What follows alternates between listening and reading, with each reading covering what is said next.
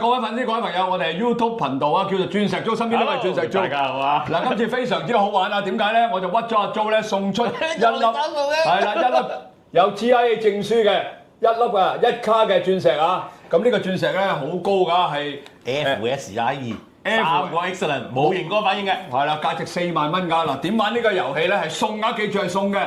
你哋只要喺阿鑽石租呢個頻道裏邊，我哋所有嚟緊嘅視頻都留言話想抽籤，咁我哋就喺2月14號就公佈㗎啦。咁大家記住啦，你一定係訂閱咗我哋呢個鑽石租頻道先有喎。冇錯。嗱，好簡單啫嚇，係咪好簡單先？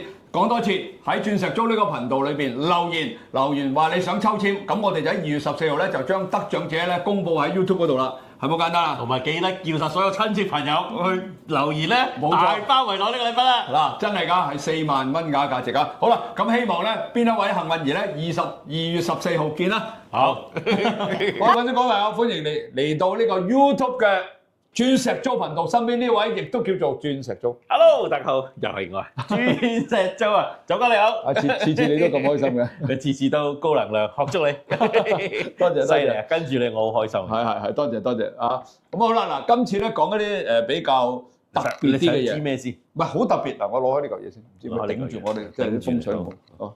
咁啊特別嘅嘢，我哋成日講嚟講去咧，鑽石啊、珠寶啊，咁咧講咗好多啦。係啊，但係有啲咧就未講過嘅，包括網上面都冇人講嘅。係咩嚟㗎？二手珠寶鑽石呢個行業，哇！二手珠寶都幾犀利喎。啊，你就講犀利啦！我淨係知道咧，香港最犀利嘅咧就係二手名牌包包啊！嚇啊，我自己都有頻道做呢樣嘢啊，就即係個市場好大嘅，啊包括國內又好啦，外國呢個二手名牌包包啦，啊譬如廣東道好多啦。啊！咁好啦，珠寶行業珠寶有冇二手鑽石嘅交易、二手珠寶嘅交易，或者二手嘅？總之你哋嗰行嘅有冇呢個市場咧？以前我就覺得冇嘅啊，我諗應該係疫情之後咧，我覺得就犀利咗好多。點解？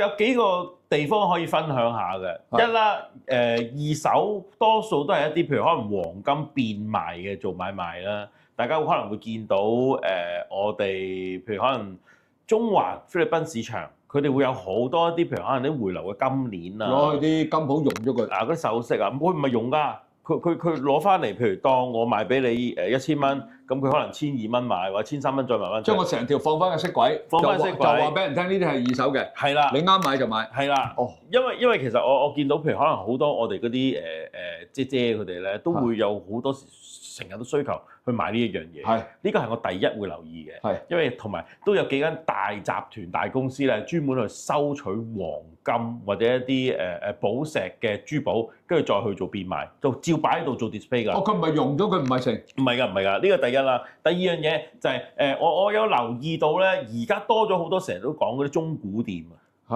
啊，咁佢係未必用二手嘅嗱，可能我誤會啦。咁但係其實好多譬如我聽到嗰啲中古店咧，都係一啲譬如可能頭先我所講嘅收集翻嚟，因為其實好多時都係睇嗰啲市場啊，市場走勢啊，而家市場開始跌緊，大家都唔係好夠膽去做買賣喎。咁但係好多人做變賣㗎，因為其實珠寶鑽石佢可以套現啊嘛。我都成日都講，喂，有時我有啲客上嚟攞一大堆嗰啲舊嘅珠寶咧，雖然可能你望落去溶溶爛爛咋。但係我可以變賣出去幫佢咧套現成20萬啊、30萬都試過㗎。係啊，咁譬如可能你留意到市場上邊嘅中古店，亦都有呢樣嘢出現。最大嘅市場咧，每一次去展覽會啊，大家留意啊，好多人有興趣嘅就去嗰啲日本中古二手店，因為日本咧。以前實在太多嗰啲嘅寶石回流啊，紅寶石、藍寶石、綠寶石啦，件件都大件，好靚，又賣得好平嘅。點解咧？因為佢全部都係一啲以前嘅價錢，而家再用翻啲，就算佢再賺咗你嘅價錢，再 mark 擺上去啊，價錢都好似哇點解咁平嘅？原因係佢哋收集咗可能過往一大堆嘅珠寶，可能20年前㗎啦。係啊，但如果你記得我之前個視頻有講過咧，其實都牽連響一個嘅以前嘅數值嘅問題嘅。講緊黃金鑽石一路升上去㗎嘛。係。咁但係佢以前遺留落嚟，甚至乎變賣嘅時候，佢速速賣賣，佢唔將佢變現啫，佢守得到。跟住去到今時今日2026年啦，再將嗰個價錢擺翻出嚟咧，佢點賣佢都賺錢。咁所以其實你問嗰啲二手價錢，其實好多時而家都會發覺，我早排去日本啦，譬如好多大家會留意啲中野啊、上野啊，咁有好多嗰啲唔同嘅細型嘅中古二手珠寶店咧，就專賣呢啲。哦，但係嗰啲真㗎嘛？全部真㗎，全部真㗎。同埋佢哋點解會有二手咧？嗱，一來拆完之後咧，鑽石又會有勞損、有損耗，黃金有損耗嘅。與其我要咁樣拆，我又唔係等住現金流要去周轉嘅時候咧，佢就寧願可能翻新翻佢。擺翻喺度做變賣，可能去做展覽會，儲買賣，佢都夠開一間店鋪去做二手買賣咯。係咯，我見到都話，其實我有時過澳門咧，你知我成日都過澳門啦。當鋪喎。係啦，當鋪門口有好多二手嗰啲戒指，乜都有，幾多卡都有。因為可能有啲朋友咧賭錢輸咗咧就變賣啦，係嘛？呢個其一貨源啦，有啲可能佢自己收翻嚟啦。咁我就成日諗啦，哇！你二手嘅鑽石珠寶買咗翻嚟都唔知佢二手㗎。唔知㗎，佢啲 K 金全部翻新，同新嘅都冇分別。咁你粒石就冇二手㗎，你本身粒鑽石都幾千年㗎咧，地下度。咁你如果話即係手頭上想話買平嘢，我買二手嘅咪得咯。咁俾個小竅門大家啦。係啦，其實睇款式咧都估得出嗰個年代。咁又係咁樣。睇款式估得出嗰個年代，同埋咧嗱最大嘅差別啦，可能80、90年代啦，好興做珠寶咧，用一啲大嘅黃金嘅設計去包圍，同埋嗰啲長方石嘅。咁但係其實用下用下咧，而家就好少用嗰種嘅設計。咁其實有時最直接睇咧，你睇個款式設計而定咧，你就會知道，咦呢啲款式好明顯係可能有10年以上嘅款式。一睇其實你已經知道，即係話俾你聽，嗰啲珠寶有機會一來係二手啦，二來係賣唔出嘅。做咩賣唔出啫？咁佢拆咗又要損耗咗嗰個人工啊嘛。因為其實嗱，做一隻簡單嘅戒指啦，可能個價錢講緊圍繞住3、5千蚊一隻戒指一檔啊。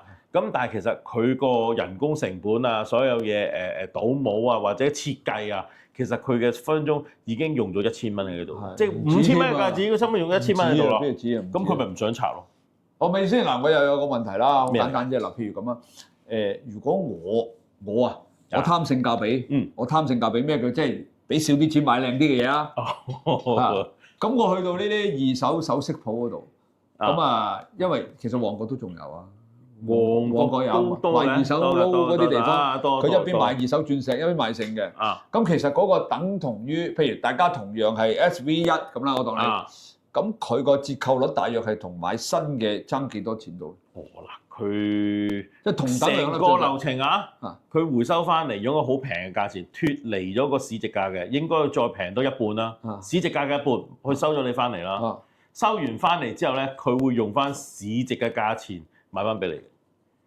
佢用批發價，佢已經平過你市價啦。咁佢咪已經你望落去，你咪唔知道佢咁平咯。其實佢就係等於你之前介紹呢張咯，佢用翻呢個價唔打折啫。應該會打折，再打折。佢點收到咩啦？佢因為如果佢去典當鋪去買嘅時候，我諗嗰件貨市值100蚊，佢會50蚊收翻嚟。起碼保本我唔會輸先，係咪？一定唔會輸先，我先夠膽收啊嘛。佢要雜貨啊，佢雜貨嘛，又要鋪租又要人工又剩。翻嚟我咪翻新翻啦，跟住再攞出去賣嘅時候，我就算攞市值嘅，即係現價嘅市值。我打個8折啦，佢都隨便有精啦。咁又係喎嚇！如果你有啲人真係唔介意戴二手首飾嘅話，應該唔會講添嘅。戴咗梗唔講啦，傻豬豬嚟嘅。佢買唔會講嘅。但係都係我就見到比較唔係咁多人買二手鑽，個個都買，尤其是送俾女朋友嚟。如果送二手嘅又好似我諗你都唔會有呢個諗法㗎啦，你已經當佢全新㗎啦。但係反而其實我想知咧，調翻轉頭係。會唔會喺嗰個磁場上邊啊，或者能量上邊？因為你唔知咩人帶過，係咪啊？甚至譬如我屋企人嘅遺物俾我有時有一日我真係唔掂啦，我想賣咗出去，咁會唔會唔係咁好？嗱呢樣嘢你請教我啦。其實我好想調翻轉頭開個頻道咧，去聽你講呢啲。凌晨空間咧，大家知啦，我接觸咁多師傅啊。嗱，如果你講翻舊嘢嘅話啦，嗱，我首先同大家講啊，舊衫褲鞋襪。一定唔買，一定唔買，一定唔買。咁古着嗰啲都唔好買咯。又有呢啲人，我聽日我隨時真係會身首異處噶啦，分分鐘啊，真係逐啲講嘅，俾人揼死我噶啦。開呢啲鋪頭嗰啲，聽到我哋啲視頻打鑊金噶。嗱，真係對唔住，我都要講啊！嗱，記得呢個係凌晨空間，凌晨空間啦，解條線先，唔係鑽石租運動，凌晨空間解條線先啦，唔好搞。嗱，我解咗俾你聽，即係我哋中國傳統之即係唔代表你日本，因為日本好多中古，中古咪嚟自日本咯。哎呀，租哥啊，人哋中古嘅意思咪即係二手嘢咯，唔係中古其實係日文嚟噶嘛。係咩？哎呀，真係想死！我其實寫得到出嚟噶嘛。日文其實嚟自中國文字㗎嘛，中古大哥啊！我記得中古嘅。唉，真係好，繼續。中古其實係日本二手嘢，即係一樣嘅啫。其實同我哋香港嘅二手嘢一樣嘅。佢叫中古咪等於香港嘅二手咯。即係唔好理呢樣先。好。點解我話衫褲係咪唔好買咧？嗱，其實喺翻零二嗰邊角度嚟講啦嚇，因為咧逢係着過上身嘅嘢咧，唔多唔少咧都會沾染到本身嗰個。譬如我啦，我着過嘅衫褲，咁肯定我就算着一次都好啦，係咪會有我嘅體味啊？係啊，就算我洗咗都好，你要記住，洗咗都有啊，洗咗一樣有，只不過多。如果嗰隻係好靈敏嘅狗嘅話咧，佢一定都聞到。只不過我哋人聞到啫。嗰啲洗衣粉咁流嘅咩？你要記住，佢個鼻角、佢個嗅覺係可以分清呢啲係洗衣粉味，呢啲係人嘅味噶嘛。佢靈敏度可以去到咁噶，尤其是有啲豬嘅鼻更加犀利啊！不過你哋唔知，唔好講咁遠啦。OK 好啦，你嗰個二手衫褲係乜？你係咪人着過啊？係。我解釋一個好簡單例子。係。如果值錢嘅，肯定係牌子嘢啦。係啊。係啦，嗱，我想問你一個問題啦。你經濟上唔錯，買件衫10000零蚊，又唔係去到邊度啊？而家。係啊。咁你點解要買啊？喂，即係可能 Michael Jackson 嗰個手套我咪會買。嗰啲係值幾？嗰啲係升值啦。我講緊你賣咗二手衫出去，你無端端你有件名牌衫，你着下，得兩個原因。第一，太舊款，你想賣咗佢。哦，你講賣咗佢啊？賣出去。我有咩原因會賣？即係你買一件衫，你好中意，唔着我咪買咯。你費事壓訂咯。第一個你唔着啦，第二個你手緊啦。得兩個原因你會賣嘅啫。係啊。如果我淨係一個衣帽間都大過你呢間房，我就話知你都冇所謂。啱啊，係啊，係。我做乜事理你啫？我中意間唔中出嚟穿下衫、型下都好啊。係。咁得兩個原因啫。第一你就手緊。第二就真係耐到20幾30年，或者我阿媽着落嚟，或者我阿爺太公着落嚟戴名牌喎，我又唔捨得抌喎。係咪咁嘅情形發生先？第三咪我屋企細得滯冇位。細得滯你就唔會買咁貴嘅衫啦，萬幾兩萬蚊件。好啦，而家問題嚟啦。呢啲咁嘅人着過嘅衫，有啲佢已經過身㗎啦，係咪好多都係啊？係啊，你着唔着？我話俾你聽，呢件衫過咗身㗎啦，你買唔買？唔買，唔買啦嘛。講第二件事，嗰件衫你點知佢着嘅時候係咪發生咗啲乜嘢問題而去走咗？交通意外。某種原因。係咪啊？咁你知唔知啊？唔知，你買咗件衫翻嚟，你會唔會打個齋你先着啊？唔會，咁咪賴嘢咯。哦，咁樣㗎。哦，如果嗰個人逐啲講下，對唔住嚇，唔好鬧啊。佢係一個病者。哦，就唔好嘅。哦，你洗過啊？嗰種磁場嗰個能量唔好。根本呢樣嘢已經係一個負能量嘢嚟㗎，成件事。哦。尤其是啲鞋啊、襪啊嗰啲衫啊、褲啊嗰啲。係咪一個負能量？根本佢已經嗱，你記住，所有物質嘅嘢啊，我唔理你衫褲鞋襪紙、塑膠玻璃乜都好，佢當佢一個新嘅嘢嘅時候咧，佢有個能量喺度嘅。久而久之，經過風吹雨打、日曬雨淋，佢慢慢呢個能量咧就會衰弱㗎啦。等於一件五金，佢係咪慢慢會氧化？係啊，係啦嘛。開頭你一個五金戒指乜到，哇，越嚟大下好靚好靚，過到1年、2年、3年、4年、5年、10年之後氧化。同樣嘅道理，點解會氧化？接觸咗空氣，空氣有好多物質能夠腐蝕到佢噶嘛。同樣一個物質，佢唔理你乜都好，只要時間耐咗，佢就會由一個好強大嘅能量變成一個好弱嘅能量。如果佢接觸到一啲負能量，佢就產生咗負能量。我明白，明啦嘛？明白。哇，明啦。最衰我同你唔啱 size 啊！你咁正能量，咪得人攤下你啲衫着。你放心，我啲底褲你大把，我俾幾條你着。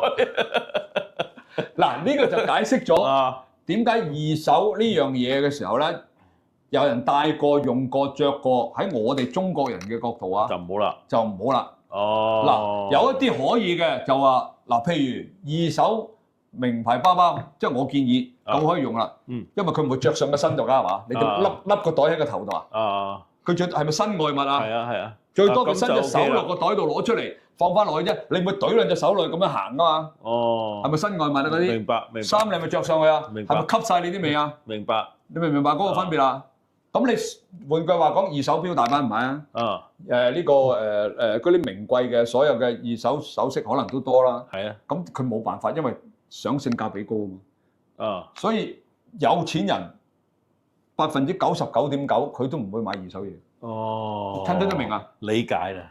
有錢人我講緊啦，啊，我情願唔買，我情願唔要，我唔買。啊我開頭都唔識㗎，啊，我開頭都貪平，貪平梗買貪平得，但係唔係你要記住，有啲嘢你可以買，有啲嘢唔可以買。嗯，因為你唔知道佢前身究竟係一啲乜嘢人，一啲咩負能量，一啲咩人去着過用過，着過用過，同埋佢長時間用嗰衫褲鞋襪，你着親都10幾個鐘㗎啦，唔通你着1分鐘咩？你唔會着條褲1分鐘換第二條褲啊？啊，咁啊係。咁你已經咁多時間，你沾染咗你，當然啦，你係李嘉誠，我要啊。李嘉誠着嗰條底褲我都笠喺個頭度啊，做面褲做超人咁樣，係嘛？問佢有冇紅色底褲先。你話即係相反，如果你知道嗰個人係名人、叻人、正能量嘅人，我老虎蟹都要。喂，因為我沾染佢嘅氣場啊嘛。咁我公司可以多個功能啦。以後可唔可以做戒指之前啊，俾你笠住，笠翻個零兩個月，沾下你啲旺氣同埋沾下你啲正能量，咁咪提高咗市場。我仲未到，阿李生啊、李嘉誠啊、阿馬斯克啊嗰啲就得。嗰啲我做唔到。嗰啲先得，即係普通我哋呢啲小網紅仔嘅，梗係唔得啦，唔好諗呢啲嘢啊。冇諗。總之二手嘅嘢，我頭先講咗俾大家聽㗎啦，你自己衡量翻，你應該買定唔買。係嘛？如果我有錢，我情願買。如果鑽石嘅，我情願買細粒啲。哦，係啦，哦，原來咁解㗎。啊，你唔講都唔知喎。所以我哋知道留意個價值。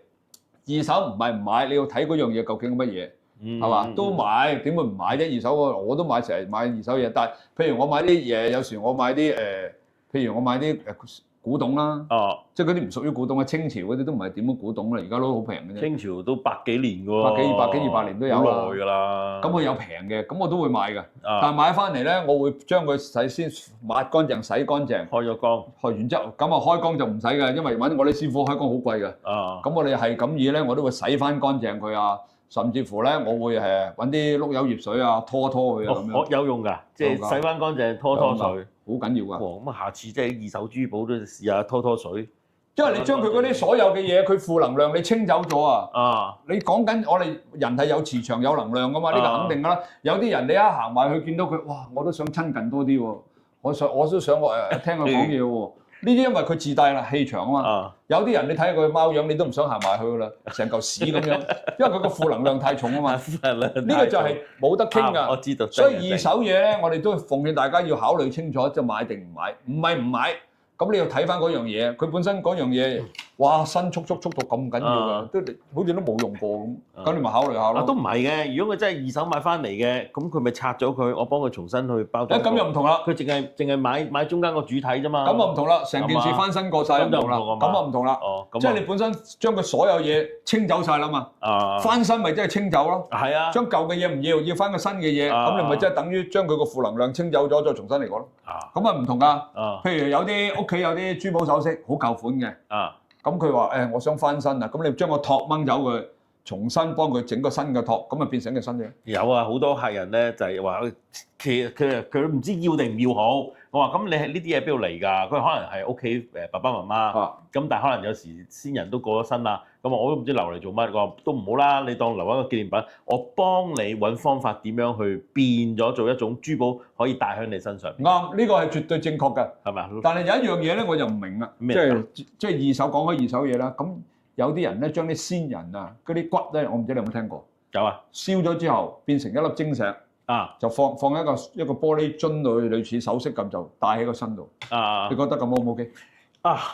呢個問題有問到我有兩個客人，一個客人咧就係做先人個骨灰，叫我去揾培育鑽石嘅公司點樣幫佢做壓縮。有得做啦，但係好多人叫千祈唔好去做同掂喎，因為始終呢啲係人嘅磁場咧，會絕對影響緊我哋個人個運程。咁我就冇掂咯。另外一樣咧就係寵物，佢話寵物咧你就可以啦，寵物冇人嘅能量咁強大嘅。佢話寵物咧你可以幫手去做，但係你做之前咧都需要去事前做可能好多啲唔同嘅善後功夫啊，或者揾紅布啊，要去尊重翻佢。佢話如果唔係咧，就會有一個問題出現。嗱，我講我嘅見解啦。譬如我有頻道啊，譬如我有個我哋上過好多集啦 ，Benny 啦，佢做殯儀㗎啦，咁佢都可以，佢喺佢個辦公室咧有粒類似鑽石嘅嘢喺度㗎。咁我嗰日問佢，呢個做咩㗎？佢話幫個客咧就將嗰啲骨灰咧即係攞去某公司咧就變成一粒晶石，一粒鑽石，好似鑽石咁樣嘅。當然啦，冇咁犀利咧光芒，一粒咁樣嘅。咁有埋個盒，又唔係好似你呢啲咁㗎，好似你呢啲咁有埋個盒咁樣載住㗎。咁咧佢就甚至乎佢話咧，我可以幫你變成一粒頸鏈戴咗身嘅。好啦，問題就嚟啦，你覺得咁好咩？咁樣好唔好啊？叫做一個紀念品咯。嗱，一個先人嘅。嗱，我講我哋以靈異角度嗰度同大家分析下，呢啲二手嘢，即係都係二手啦，即係唔好叫二手咁難聽啦，即係叫做遺物啦，好嘛？逢係遺物咧，喺我嘅角度咧，盡量唔好等屋企。我盡量唔好等屋企。千祈唔好等屋企。千祈唔好等屋企，聽住啊！點解？屋企係有啲人屋企有神台啦，有啲冇啦嚇。我當你有又冇都唔重要。先人用過嘅嘢好，器物好，用具都好，你冇辦法，你要留為紀念都好。OK。咁你揾個地方好好等好佢，或者你租個倉又好，乜都好，唔好等屋企。屋企係一個祥和舒適嘅地方。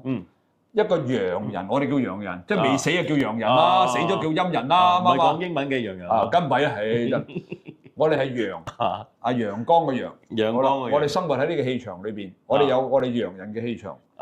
陰有陰嘅氣場。你等得多，尤其是我最唔明咧，有啲人等啲祖先啲相喺度。喂，好正常㗎嘛。唔好等。講真啊，我都擺咗我媽張相喺度喎。唔好等。你咪今日叫我抌咗我媽張相喎？唔係，揾笪地方供奉。記住，我哋先人係要供奉，明唔明？明唔明白？我哋有懷念先人，我哋要懷緬佢嘅過去，我要懷緬佢嘅恩，係咪？我哋永遠呢個恩係唔可以磨滅嘅。咁但係你要記住，人有三魂七魄㗎。係啊，你放佢啲嘢喺度，即係話佢都會喺度。